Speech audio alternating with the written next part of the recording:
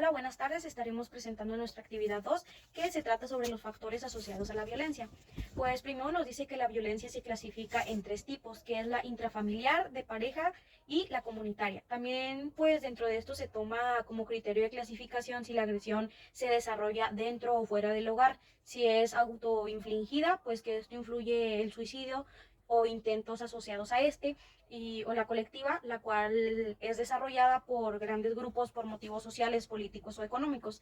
Veremos factores asociados con la realización de conductas violentas, las cuales son factores asociados a condiciones biológicas, con aspectos psicológicos y con vínculos a las condiciones estructurales y de contexto social inmediatos. Empecemos con los factores biológicos.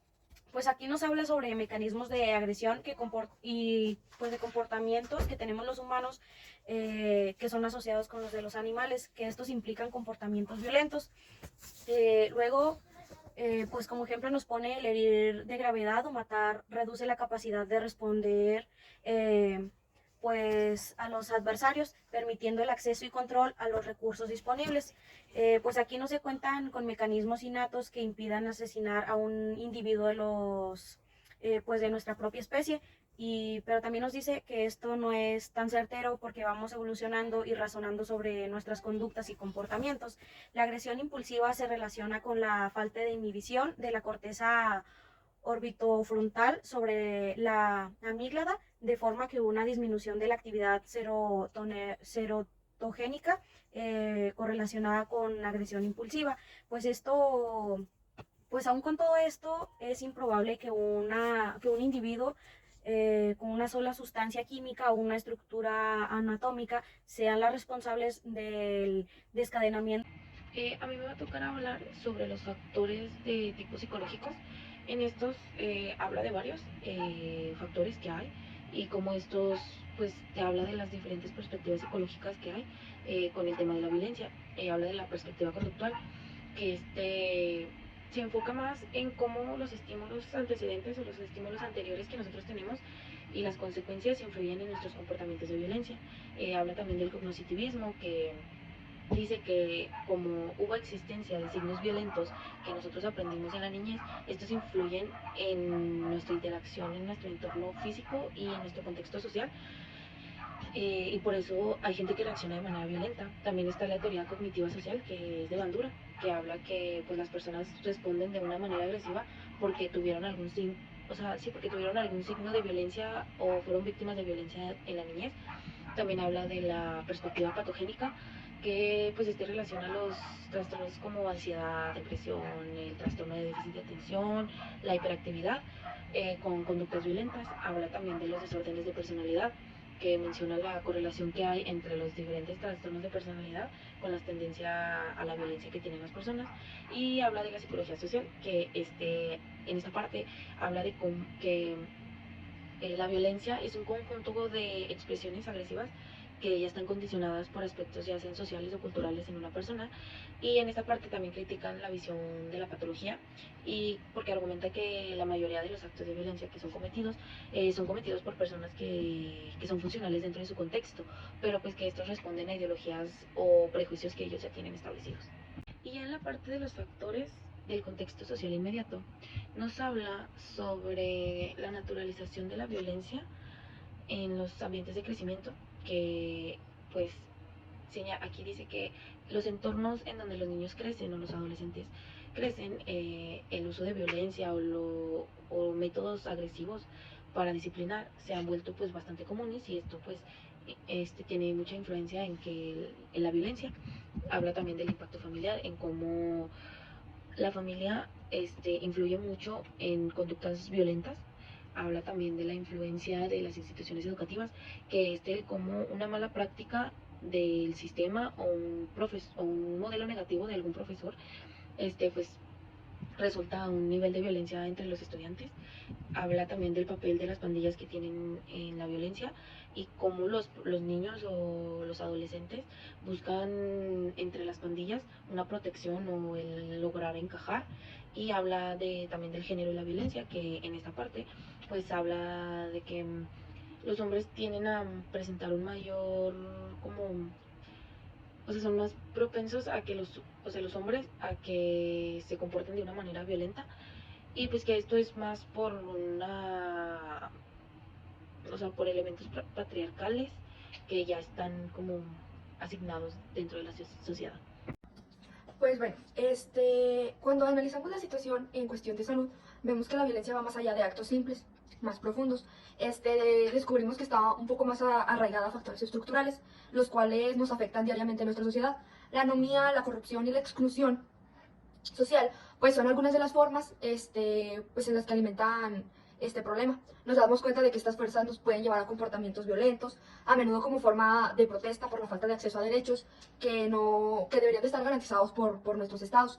La crisis del sentido es especialmente pues, muy preocupante, ya que como deliberamiento pues tenemos a la familia, la democracia, la escuela y trabajo, pues esto vemos que complica aún más las cosas.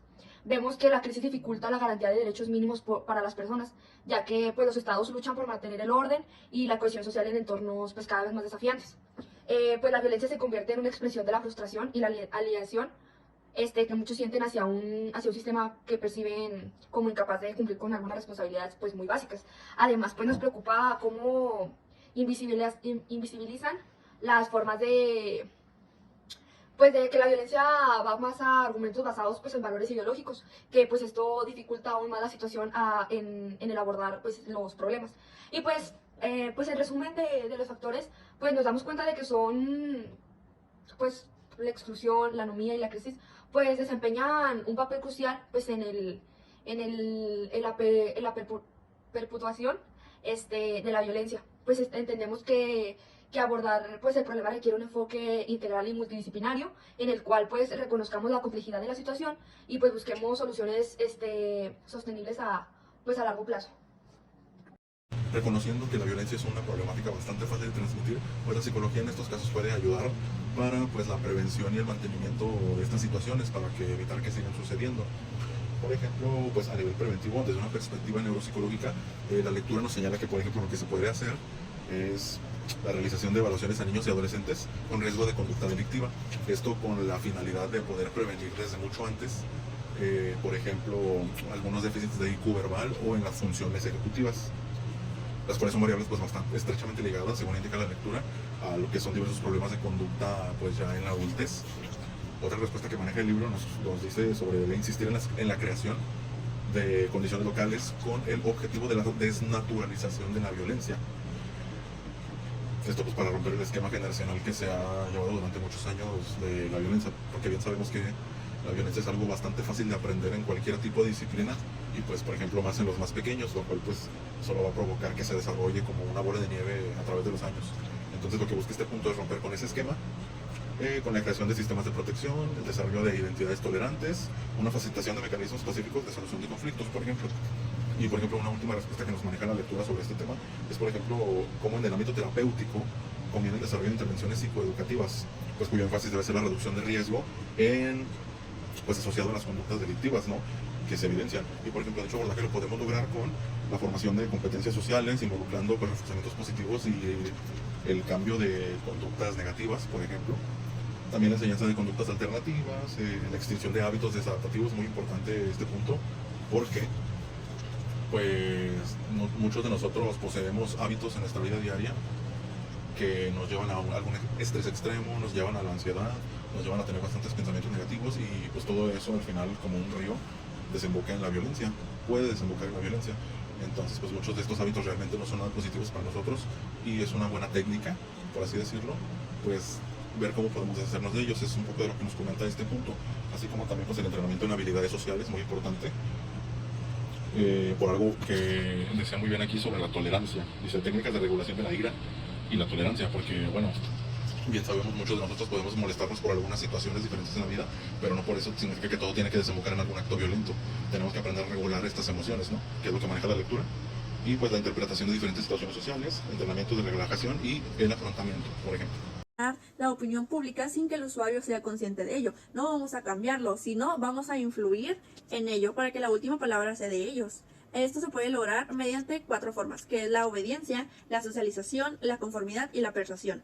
El investigador Salomon Asch realizó un experimento en el cual mostraba unas líneas que pretendían ser de diferentes tamaños, pero la primera línea y la tercera línea eran del mismo tamaño. Esto lo hizo en una sala y los demás que estaban en la sala todos eran cómplices de ello. Sin embargo, la nueva persona que ingresaba pues desconocía de esto.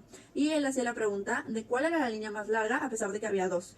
Como los demás cómplices sabían esto, la persona nueva ingresada se dejaba influenciar y decía que la primera era la más larga, a pesar de que eran iguales.